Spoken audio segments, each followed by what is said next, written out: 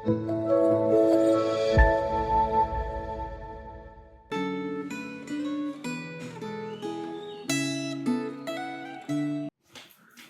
kepada Tuhan, saudara sekalian. Hari ini di hari yang baru kita kembali bertemu untuk bersama merenungkan bagian firman Tuhan.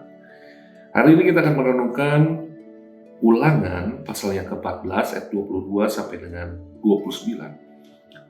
Saya akan membacakan ayat 22, 28, dan 29. Mari kita menyimaknya bersama-sama. Demikian firman Tuhan. Haruslah engkau benar-benar mempersembahkan 1/10 dari seluruh hasil benih yang tumbuh di ladang tahun demi tahun. 28. Pada akhir 3 tahun engkau harus mengeluarkan segala persembahan persepuluhan dari hasil tanahmu dalam tahun itu dan menaruhnya di dalam kotamu. Maka orang Lewi, karena ia tidak mendapat bagian milik pusaka bersama-sama engkau, dan orang asing, anak yatim dan janda yang di dalam tempatmu akan datang makan dan menjadi kenyang, supaya Tuhan Allahmu memberkati engkau di dalam segala usaha yang dikerjakan tanganmu. Mari kita berdoa mohon pimpinan Tuhan.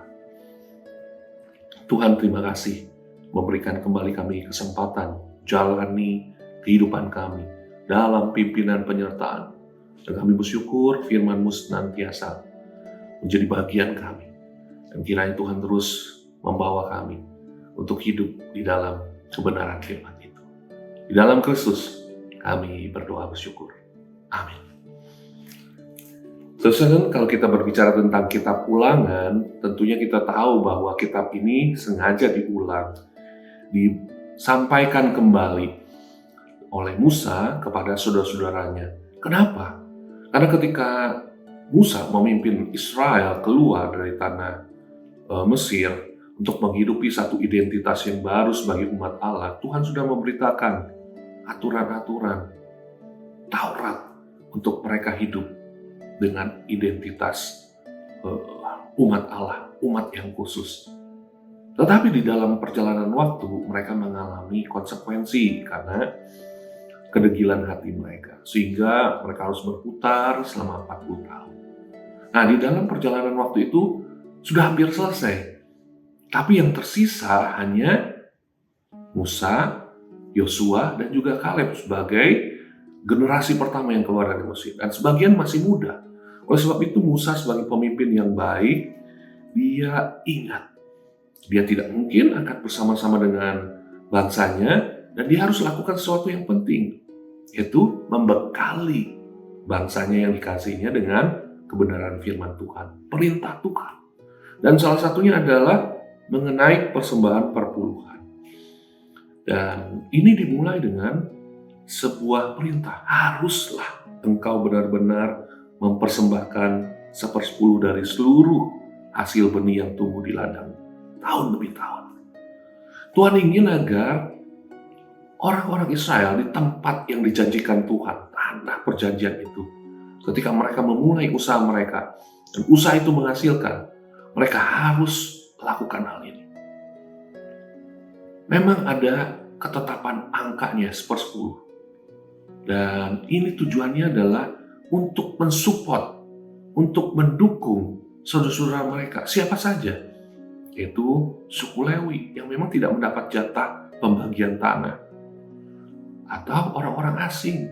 Orang-orang asing ini mereka lepas dari support system mereka dari tempat yang lain, jauh dari sanak keluarga, dan Israel pun sempat mengalami ini di Mesir. Tentunya keadaannya tidak baik. Dan Tuhan ingin agar umatnya memikirkan orang-orang asing, anak yatim, janda, karena mereka kehilangan penopang hidup mereka, yaitu pencari nafkah mereka. Oleh sebab itu harus diingat juga saudara-saudara mereka yang mengalami kemalangan seperti itu. Tujuannya adalah agar mereka punya kemurahan hati, agar mereka mengingat bahwa apa yang mereka miliki, apa yang mereka hasilkan, semuanya dari Allah. Sumber berkat mereka adalah Allah. Jadi mereka tidak tertambat, terikat kepada berkat itu.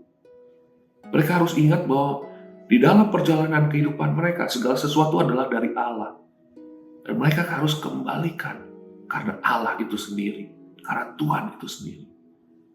Bagi orang-orang yang melayani Tuhan, bagi mereka yang mengalami kemalangan di dalam kehidupannya, tidak ada yang mendukung atau kehilangan support system mereka. Sebab itu Israel, umat Allah, mereka harus melakukan hal ini. Memang di dalam perkembangannya sekarang ini ada beberapa kelompok yang mengatakan persepuluhan kan itu di zaman perjanjian lama, sekarang di zaman perjanjian baru adalah perjanjian anugerah. Saya ingin mengatakan bahwa di sini bukan hanya soal angkanya atau sepersepuluhnya, tetapi kembali kepada inti dari persembahan itu, yaitu kemurahan hati. Rasa cinta, hormat kepada Tuhan yang menyampaikan pesan ini. Dan pesan ini memang dengan satu tujuan, untuk kebaikan. Bukan untuk mendapatkan berkat-berkat Tuhan lainnya.